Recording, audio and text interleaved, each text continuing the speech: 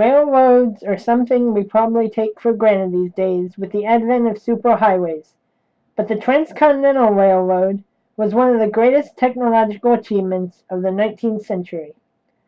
The Transcontinental Railroad shaped our great nation because it immensely improved travel of passengers and goods by connecting our country from coast to coast.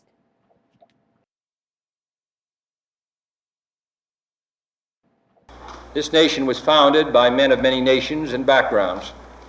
It was founded on the principle that all men are created equal, and that the rights of every man are diminished when the rights of one man are threatened.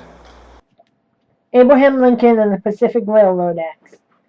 President Lincoln passed the Pacific Railroad Acts of 1862 and 1864, which got the project moving and allowed Congress to help finance the building effort.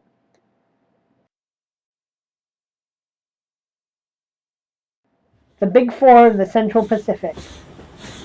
There were four men, the self-proclaimed Big Four, who financed the Central Pacific Railroad. These men were Leland Stanford, future governor of California and founder of Stanford University, Collis Huntington, Mark Hopkins, and Charles Crocker. Crocker was the man who supervised the construction of the Central Pacific side of the railroad. The face of the Union Pacific. The face of the Union Pacific was Thomas Durant.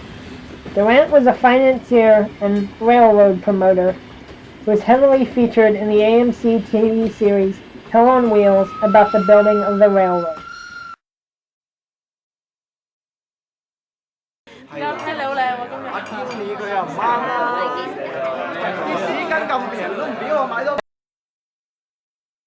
Labor from China. Chinese immigrants worked on both sides, but mostly on the Central Pacific out of California. There was a lack of a labor force in the West, so they scoured any Chinese immigrant labor they could find, including importing labor from China.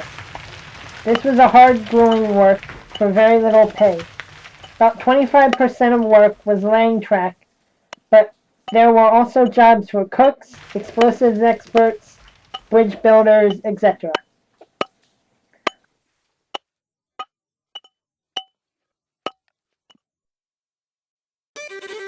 A long way from the Emerald Isle. The Irish workers and Civil War veterans mainly worked for the Union Pacific out of Omaha, Nebraska. Rail track. When construction reached Utah Territory, Mormon leader Brigham Young secured contracts with the Union Pacific so that his men could work on the Utah track. This is our land. The Union Pacific, because of traveling through the Great Plains, had the most trouble with Native Americans. The Native Americans saw the railroad as an invasion of their territory and a threat to their security. This became especially clear when workers started overhunting American bison to feed the huge crews of workers. Almost done.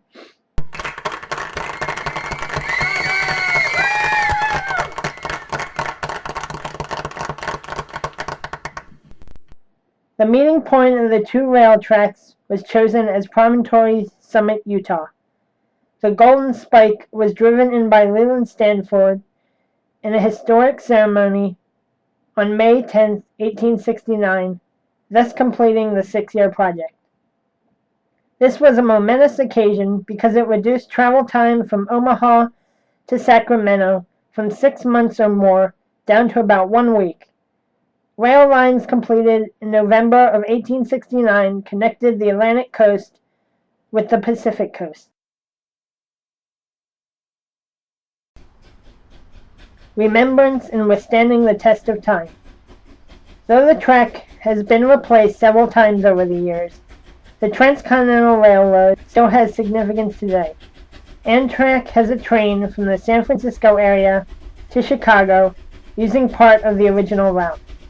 There are places in Nevada, Utah, and Wyoming where you can still see evidence of the train's route across the country. There was even a museum at Promontory Summit, Utah, where you can see where the two lines came together. The Transcontinental Railroad was a marvel of modern engineering, which took many years and countless hours of toil and sweat to build, but it shaped our great nation.